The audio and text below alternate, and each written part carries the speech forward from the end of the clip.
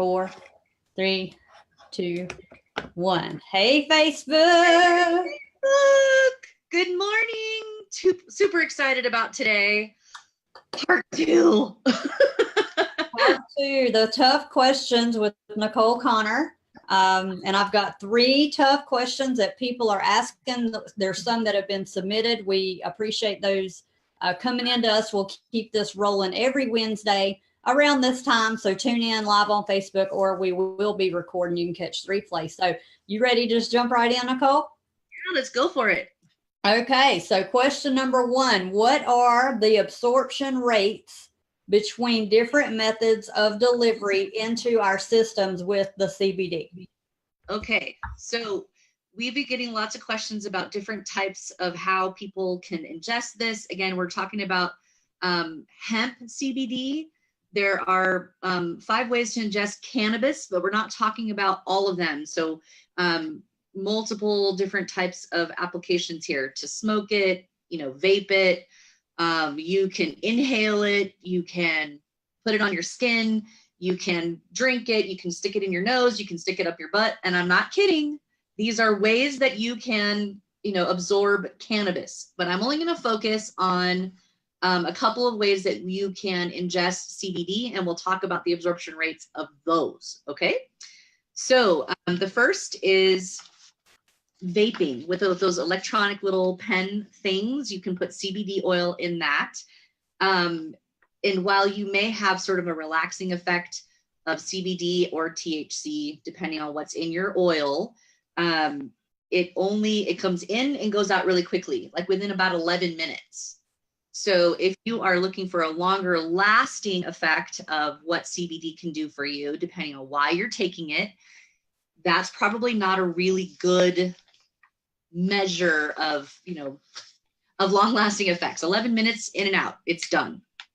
So in addition to all the side effects of inhaling a vaporized oil can cause popcorn lung and other risk factors. So be careful when you choose to do that, and do your own homework about, potential side effects of ingesting it that way. It's not my recommendation. Then there's 3 other ways to ingest this through your mouth. That is orally, meaning you take it in a dropper and you swallow it right away. Now, again, I'm going to caution all of you to please read your labels. Cannabis is cannabis, but there are lots of varieties of this. So you need to know whether or not you're taking something that has a high level of THC or a high level of CBD.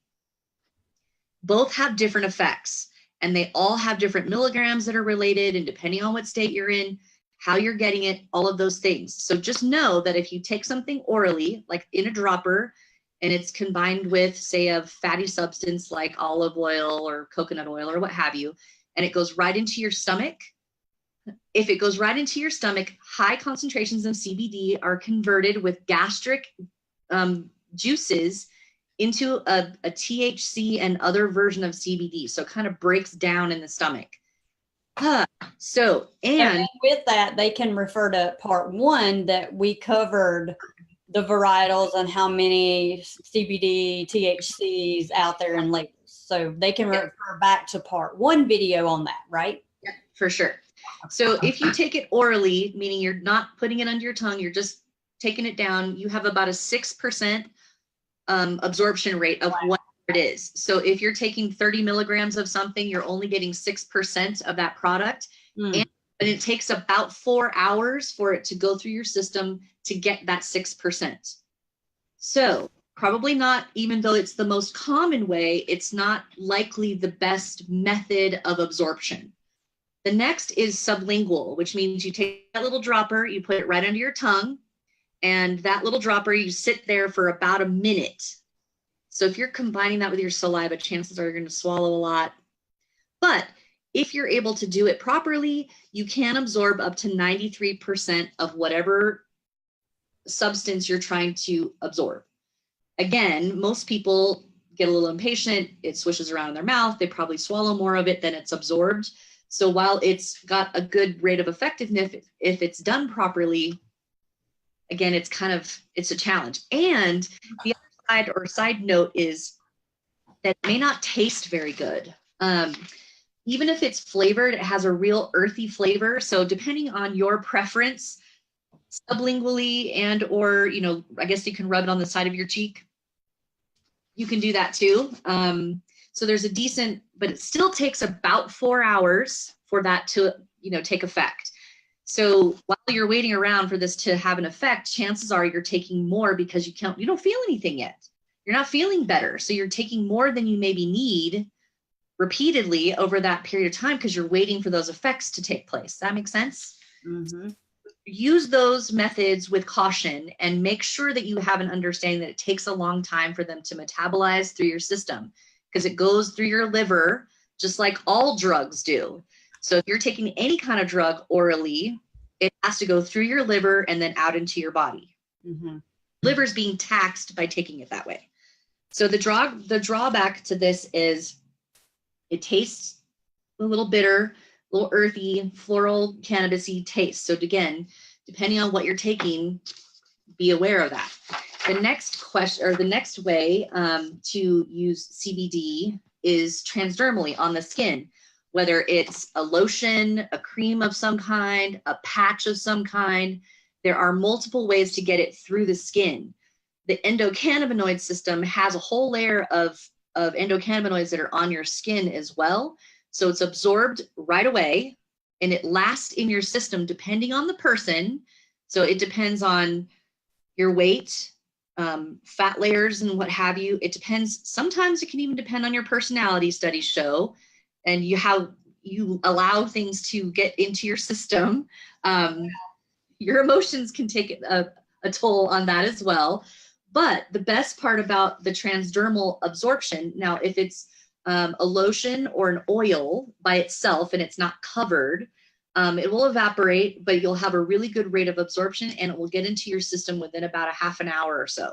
So localized, it could have not an overall body effect within a half an hour, but that localized area could have some immediate results right to that area. So if you had an area of specific pain, let's say, and you rub that cream on there, or you put your patch right there, or whatever it is that you did, it would help that localized area for sure, you know, within minutes or so.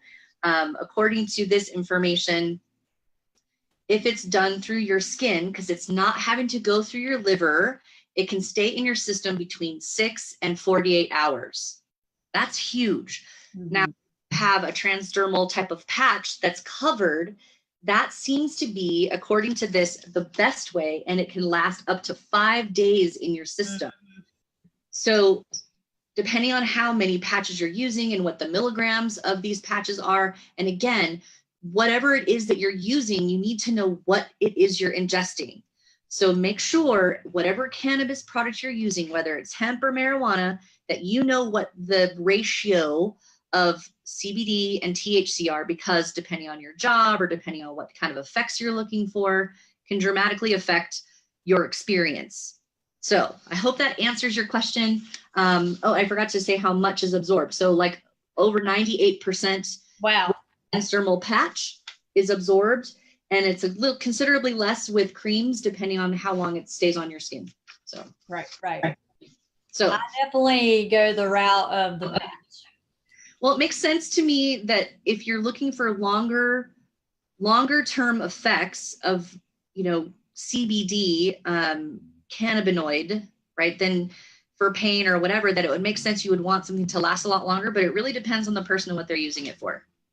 And that's really good to know. And I like how you talked about emotion and how we can kind of block our own success of health. But I just try to really stay calm and relaxed and visualize the product working and getting in that state of mind, because mindset is everything. But literally my what I use, my product will help me in 30 seconds. I have relief in 30 seconds. Is that not amazing? That's amazing. Yeah. So again, depending on whoever's using and whatever you're using, because we'd love to talk about product, but we're not on this. We just want to keep it as generic as possible. Right. And we're not saying that, you know, you're always going to get the effect you desire, no matter where you're getting it from.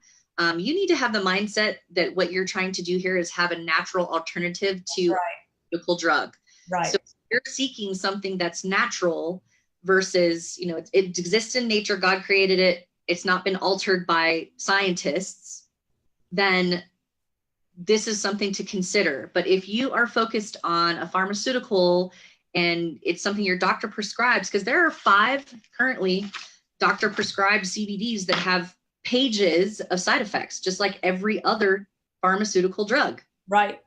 So my recommendation would be is to seek out the most natural product that you can find out the best labeling so you know exactly what you're taking, ask lots of questions, and go from there.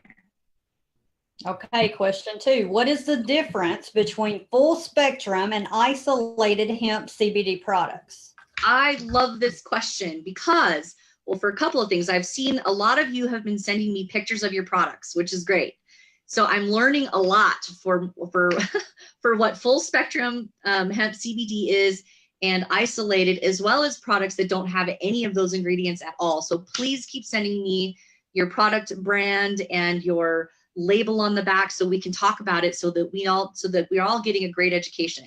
So the answer to the question is an isolated CBD means that CBD cannabinol and THC have been extracted separately from the cannabis plant. So the product that you're getting that's isolated is either just THC or just the cannabinoids. 2 different things. Now let me be clear that THC is also a cannabinoid. It also has great health benefits.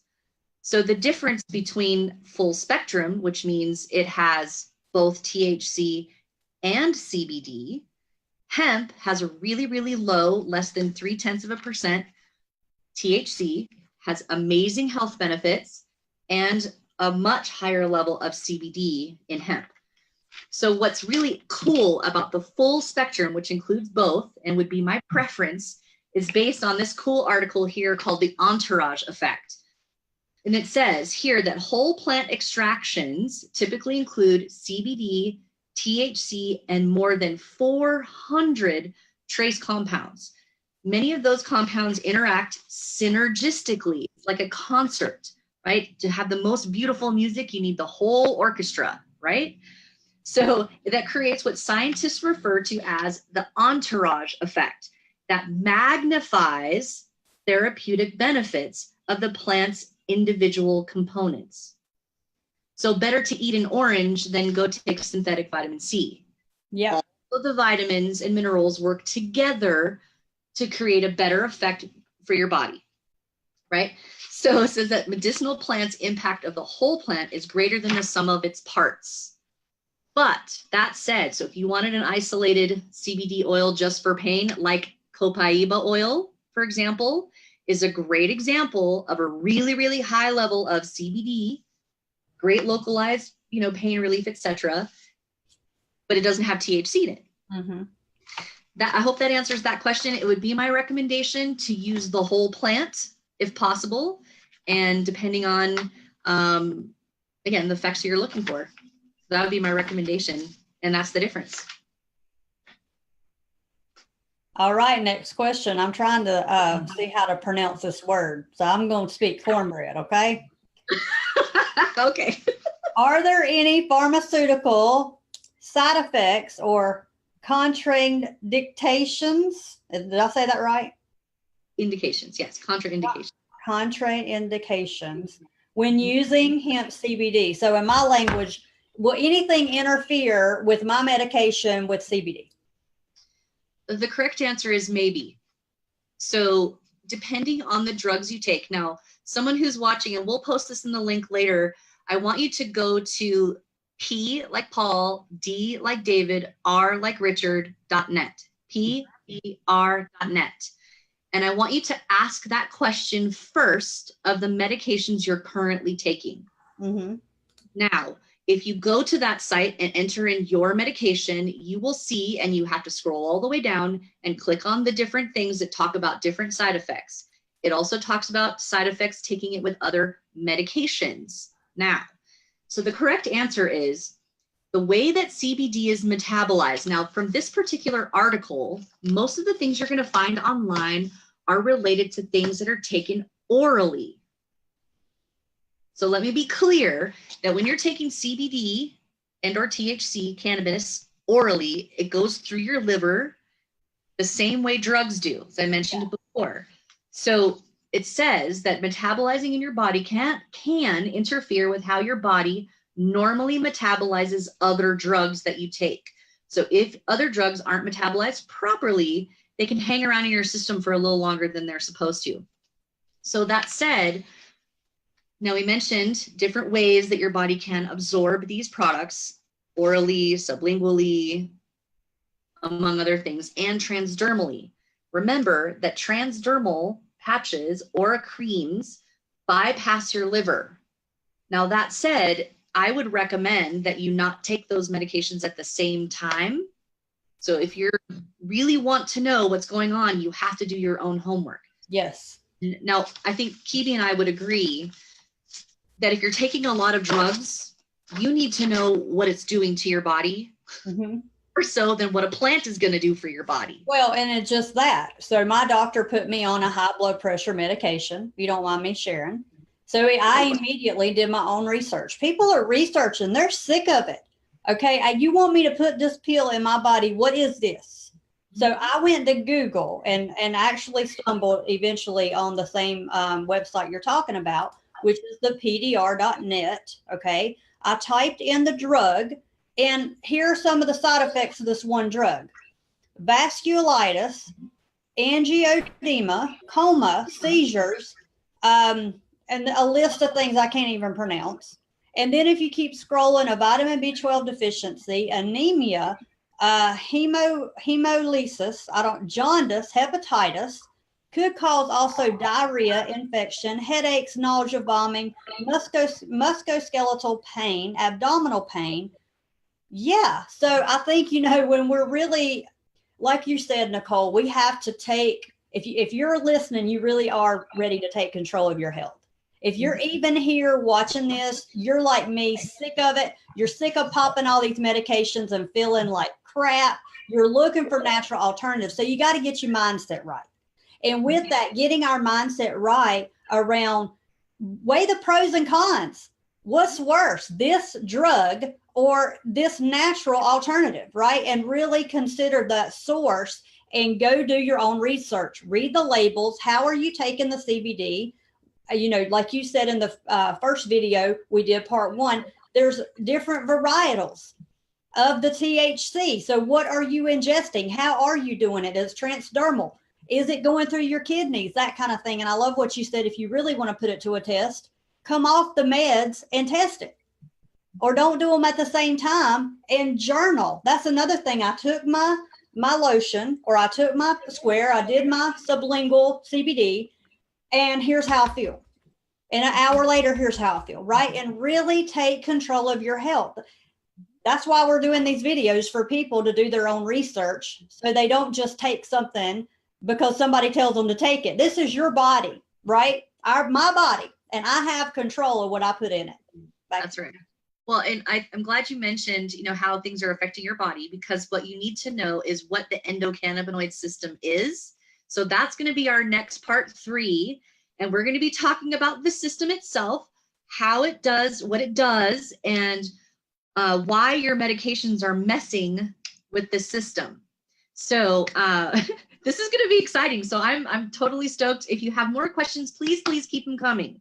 Yes. I will do my best to answer them, but the bottom line is, if you're looking for natural alternatives, this could be a really great alternative for you instead of some of the medications you've been taking. So super. And you hold up that book that we recommend as well. Mm-hmm. So this is a book written by Dr. Scott Johnson on cannabis. Now, cannabis has 40 or more varieties, right? So it talks in here about different varieties, wherever you're getting them from, what the percentage of THC and CBD is, in addition to some other precautions and things you should know. So I highly recommend you get Dr. Johnson's book, start flagging it, read it, ask your questions. I mean, if one of the most renowned doctors in the world is recommending this product in cannabis, not only THC and CBD, I don't know. Just go buy this book. Yeah. And I really like him because he is so smart, but he can talk cornbread, not like me, but I mean, I can understand him. That's Right. what I really like about him. And another thing is that we will post all the article links in the book in the event. So if you're not in the event, you need to say you're going. Even if you're not going, you don't have to be there like 24 hours in the event. You just need to say you're going, so you have access to the files, to the links, to the recordings, etc. So with that, go ahead. It's a continued event. So from part 1, videos in there, all the links and everything that we talked about, and today's will go in there and we'll post all of that. So please keep following us, and we'll see you next week when we talk about the endocannabinoid system. Bye, y'all. See ya.